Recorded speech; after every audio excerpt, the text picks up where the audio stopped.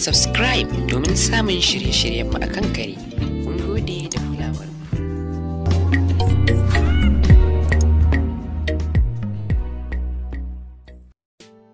Assalamu alaikum jama'a, barkanmu da warhaka, sannanmu da saduwa da ku a daidai wannan lokaci.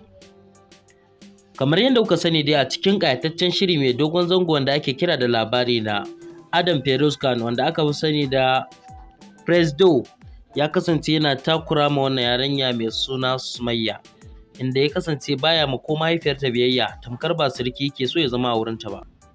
Sanadiyan haka ne da yawa daga cikin masoyan wannan ƙayataccen shiri mai suna labari na suka faɗi cewa su a iya ra'ayinsu su sun so ya kasance cewa Presdo ko yaya ne yana mutunta ita mahaifiyar Sumayya, domin ba din komi ba sai saboda kasance cewa ita sirkarsa ce, kuma duk da dai ba son auren suke yi ba, amma da dukkan alamu hakan zai iya tabbata ba din komi ba sai dai saboda kasancewar Daso ita ce a gidan su Lukman, wanda in dai ta zantar da abu ya riga ya zartu, kuma sannan ba ta magana biyu. Idan ta nuna tana son abu to lalle tana so, idan kuma ba ta so to lalle ba ta so.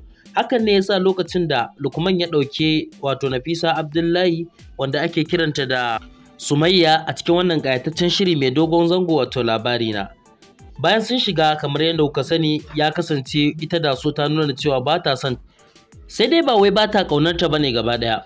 Kasancewar ta mawaƙiya tana ƙaunarta a wannan fage na waƙa, amma kasancewar wato ta haɗa zuri'a da ita, ma'ana kuma ya aure ta shine ba take ganin abu ne wanda ba zai yiwu ba, tunda karara ita ba ta ɓoye-ɓoye, idan tana ƙaunar mutum kai tsaye za ta fito.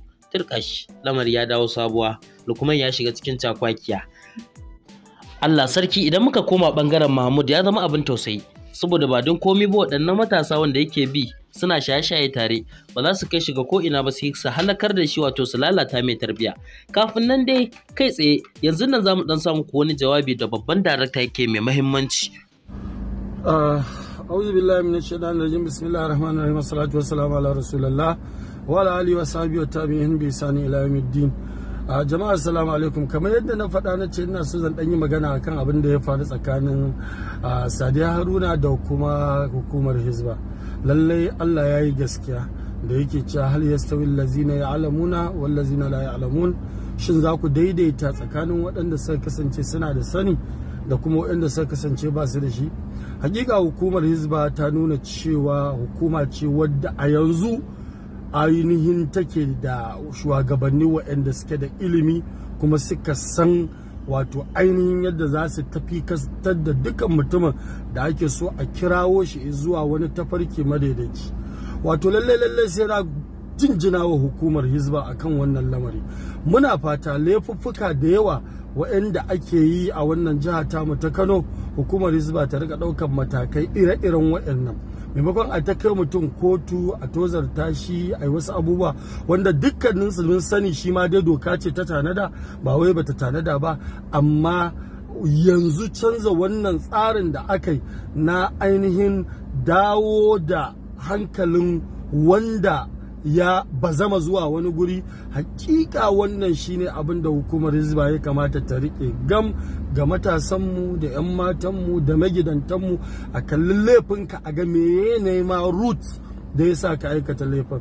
Ni na san Sadiya Haruna dan mu'amalar da nayi da ita ta aiki, na san mata ce wadda take da taushin zuciya, mata ce kuma wadda take da kokarin ta yi daidai. Babban matsalar shine idan baka sanya za ka yi daidan ba, lallai za ka yi ta bituwa kana tunanin kana yin wani abu wanda bai kamata ba, amma kai a gurinka ba za ka gane bai kamata ba, domin me shi al'ilmu zainul la'ali, shi ilimi wato ado ne ko haske ne ga alinsa. In kana da ilimi ka san abu to babu yadda za a yi ka yi abin da bai kamata ba. Ɗaya kenan. Shi yasa Allah da kansa yake cewa ta'rifuni qabla an ta'buduni, ka sanni kafin ka bauta mini, saboda kada ka je garin bautar tashi baka san shi ba ka yi abin da bai kamata ba. Lallai waɗannan abubuwa guda biyu sun mana daɗi. Da ke Sadiya yadda ke karɓi al'amarin yadda ya zo miki, da ita hukumar Hizba da kuma sauran al'ummar gari. Shawara da zan baki sai ya da Sadiya Haruna, na san ina da damar da zan baki shawara ni da ke, amma abin da yasa na zo nan zan baki shawara dan ta amfanar da mu gabaki ɗayan mu, kamar inda ake cewa Allah yake cewa fa zakkir fa inna dhikra tanfa'ul mu'minin. Ka tunatar, hakika tunasarwa tana amfanar mu'mini. In kai a bainar jama'a sai kaga wani wanda ba dan shi kai ba shi ma ya ɗauka ya yi amfani, duk mu haɗa a cikin ladan.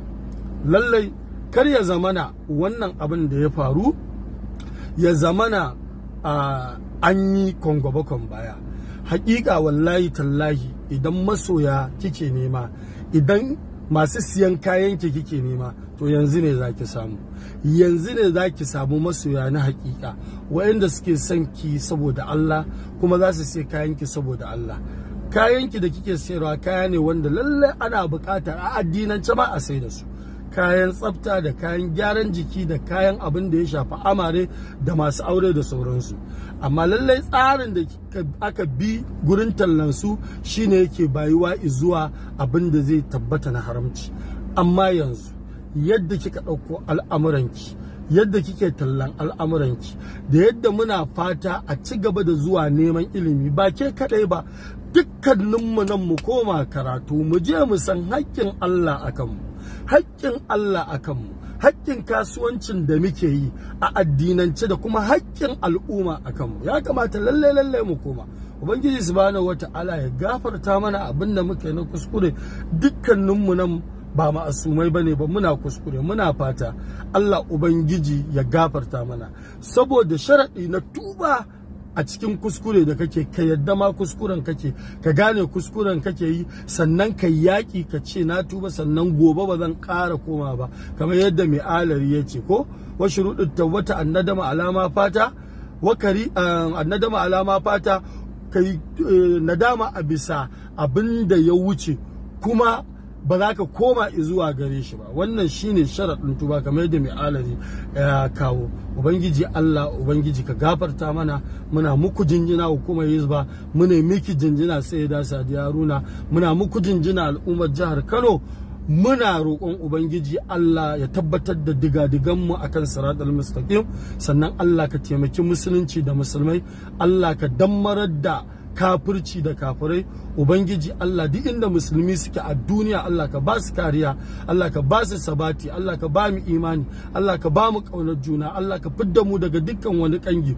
Ubangiji wannan matsala da muke ciki ta sace-sace da sauran abubuwa, Allah Ubangiji Allah ka tsare mu, Allah ka tsare al'ummar annabi, Allah ka kawo mana shugabanni adali, Allah ka bawa shugabanninmu ƙwarin gwiwa su tabbatar da adalci a kanmu. Allah ka shirye su, Allah ka ba su wato adalci, ka sa musu tausayi a zuciyarsu, Allah ka buɗe ƙwaƙwalansu, ka fito musu da hanyoyi da za su riƙa yin wato mulkar mu cikin adalci kuma cikin abin da za mu ji daɗi. Subhana rabbika rabbil izzati amma yasifun wa salamun alal mursalin walhamdulillahi rabbil alamin.